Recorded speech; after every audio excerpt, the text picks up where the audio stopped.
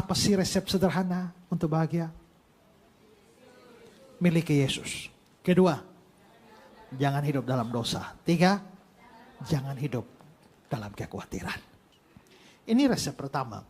Pertanyaannya sekarang adalah, mengapa orang memiliki Yesus itu bisa berbahagia? Ada dua alasan. Pertama adalah karena Yesus dan hanya Yesus yang bisa memberikan jaminan keselamatan. Mengapa? Karena Tuhan punya sifat adil.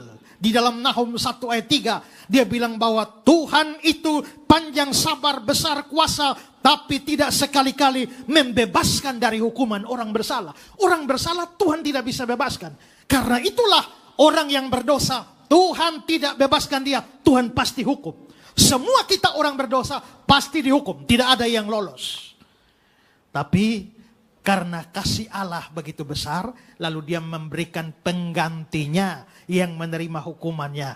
Itulah Yesus Kristus datang dan nanti dia bayar hutang dosa kita. Setelah itu keselamatan adalah kalau kita memiliki dia sebagai juru selamat kita.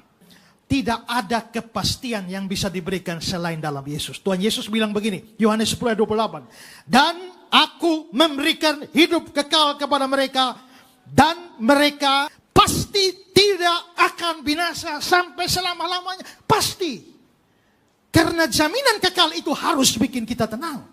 Jaminan kekal itu membuat kita kuat menghadapi segala macam kesulitan, apapun di dalam penderitaan.